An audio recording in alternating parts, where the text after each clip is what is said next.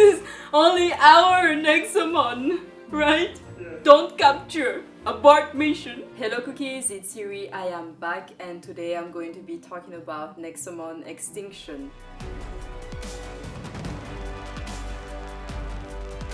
This review is going to be entirely subjective. There are already a lot of technical reviews out there and I just wanted to make a review about a game that so far, after about 16 hours of playing, I absolutely love. Nexomon Extinction has been judged by many people as being a Pokémon knockoff, and even though I do see that there are a lot of similarities, I like the fact that it feels a lot like a traditional RPG as well, where you have a guild, you have quests, you have a side quest, and the story is really interesting. Of course, before buying the game, I read reviews and many people do say that they find the story absolutely hilarious. I have smiled a couple of times, but I personally don't find the story funny. But it's also important to note that I don't usually laugh watching stand-up comedies or watching comedies or things that are supposed to be funny for most people are not that funny for me, so I'm a bit more of a tough crowd type of person. But the boyfriend has been playing for the last 3 days and he laughs all the time. He finds the game hilarious and he absolutely loves the humor, the stories. He says it's definitely funny. I have played all the Pokemon games from the Game Boy until the Nintendo 3DS, so basically from Pokemon Yellow in black and white to all the Pokemon Silver, Gold, Sapphire, Ruby, all of them until the Nintendo 3DS games where I could play against players from all over the world, which took a lot of my life, but that was a lot of fun. I haven't played the Pokemon games on the Switch, but the boyfriend has Go Pikachu and he loves it, and I have played it a little bit on his Switch and I have tested a little bit. So that's basically my background when it comes to Pokemon. I absolutely love Pokemon.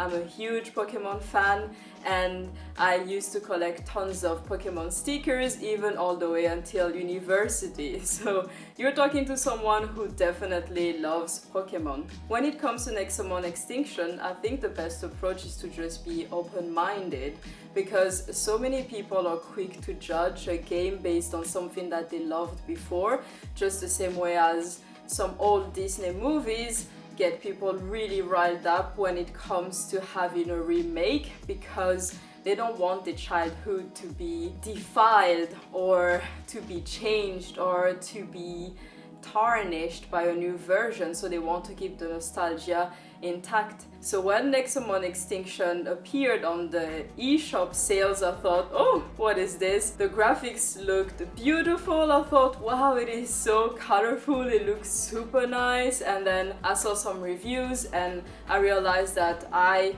think the reviews were very personal, where people compared the game a lot to Pokemon, and people that could be more objective or could detach themselves from that love and nostalgia of Pokemon really had a good time. So the first thing, as I've mentioned, is that the game is absolutely beautiful. Now another thing that I really like about it is that you can click on B to run. And now you're going to tell me that is so basic, and yes, in most games that I have played on the Game Boy, Game Boy Advance, Game Boy Color, Nintendo DS, Nintendo 3DS, you can click on B in many games and run, but some games on the Switch that I am currently playing, you cannot do that, and I find it extremely frustrating.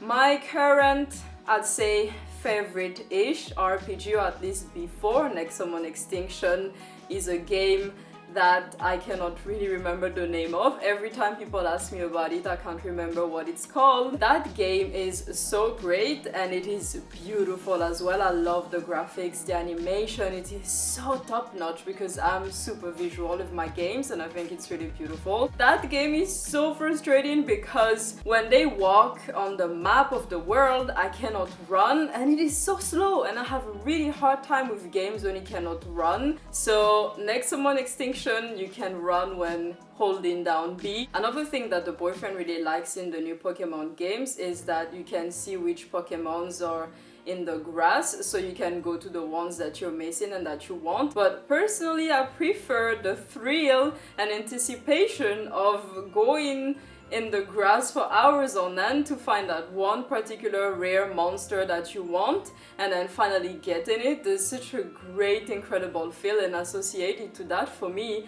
I have spent half of my nights before as a kid or even a teenager, and it was school days as well, so it could be a Tuesday evening, just spending 4 hours going in the grass in Pokemon Silver trying to find a particular Pokemon.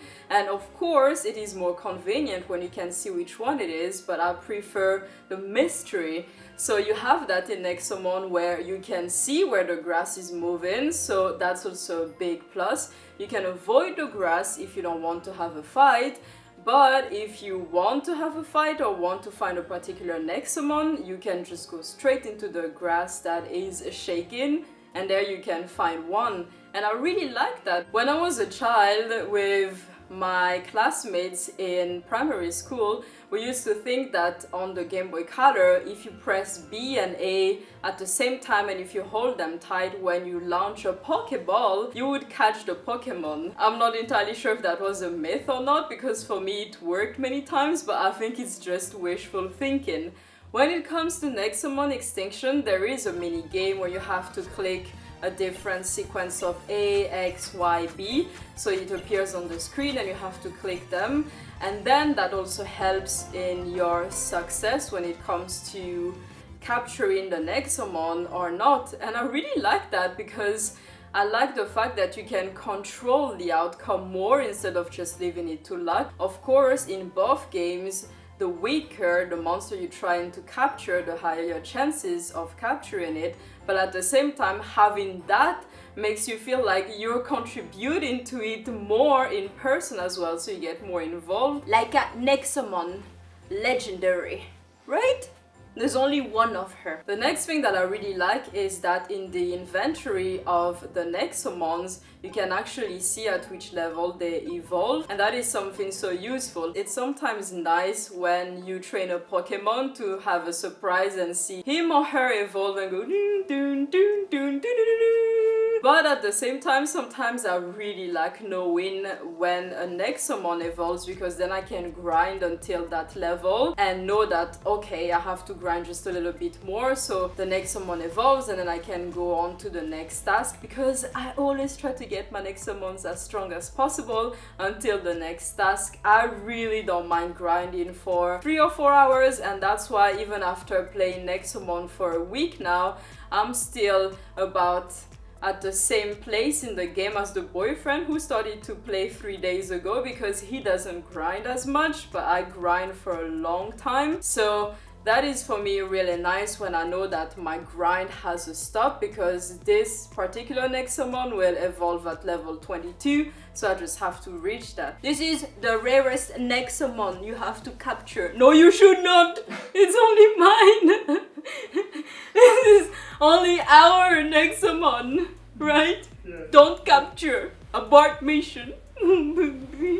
One thing that I also really like about the game is that the interface is super easy to understand. That's one thing that has, I think, personally let me down a bit when it comes to the Switch, because I really love all the Nintendo consoles, but I already started to drift away a little bit at the Wii, because I thought it was a bit too hard for my liking. And then when the Switch came, I have tried many games where you have to click on all the buttons, including the ones at the back at the same time, so you have to do multiple fingers, and my brain to fingers connection doesn't really work for those types of games. I think it's because I'm really just used to the Game Boy, the Game Boy Color, the Game Boy Advance, the Nintendo DS, the Nintendo 3DS, where of course sometimes you have some combo, but it's still fairly basic. And on the Switch, some games have a lot of things going on, both on the screen, the buttons, everything, and that's the kind of stuff that really stresses me out and turns me off from multiple games. But Nexomon Extinction is really easy to use, I think, even for a beginner in RPG games and the Switch console. It is a very easy game to understand, and you don't have to worry too much or think too much or look around too much because everything is indicated, all the icons have the buttons, which ones do what. Money. On Nexomon Extinction you can get money even when you just fight Nexomon. At the beginning it's a lot of money because you're just a beginner, and of course as you progress in the game you feel like, okay, this is not really enough to buy all the things I want to buy. I think that's such a nice addition, even though the boyfriend thinks it's extremely weird that Nexomons in the wild would carry some coins because he doesn't understand how they would use them, and I totally agree with him, but that's just the way it is, and it's a cool feature of the game that I really like. Another thing which is pretty obvious by now is that you have so many hours of gameplay on that game. I think when it comes to value for money, it is so worth it. I can see myself spending 150 or 200 hours on that game easily. I will probably still be playing it in 3 months. The only thing that I did not like is the fact that the cities are really like mazes, and it is super easy for me to get lost in the cities or get lost around,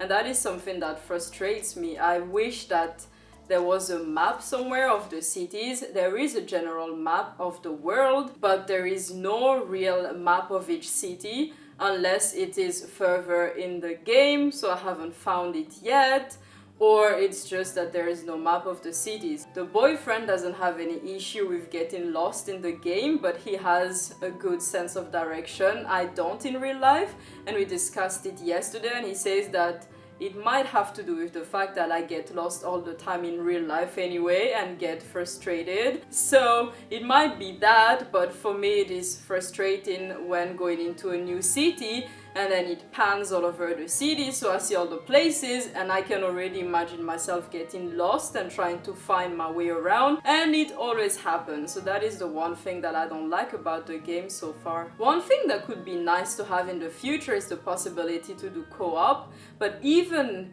if we can't do co-op with the boyfriend, I'm usually sitting here in my gaming area and he sits right next to me, and then we play at the same time, and he shares with me the moments that he finds funny. I show him the new cool Nexomons that I have caught, he shows me the new ones. If one of us has found a location where we have Nexomons that the other one is looking for, we share the details. So for us it is a really nice game for bonding, and it is a lot of fun even though we can do co-op. But if any of the developers ever watch this video, please, in the future, for future Nexomon games, it would be nice to be able to play with players all over the world, or to do co-op, or to be able to exchange Nexomons. The boyfriend was so negative when it comes to Nexomon because he went, I like Pokémon, I don't want a cheap Pokémon knockoff. I mean, is it going to destroy Pokémon for me? Pokémon will always be the #1. And mind you, yesterday he admitted that he prefers Nexomon Extinction to a lot of new Pokémon games. Now he's totally hooked, he loves it. So as usual, boyfriend, I was right. It was a totally great game. You just had to open your mind and forget your preconceived notions and judgment linked to you being a Pokémon fan. Sometimes a game doesn't have to be a knockoff.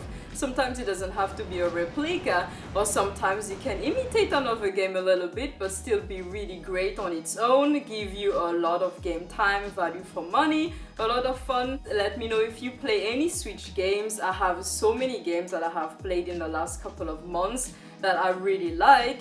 So let me know if you have any tips on games that are easy but challenging. No puzzle, please. I really don't like that type of game. And until next time, I will see you cookies at the next video. Bye bye!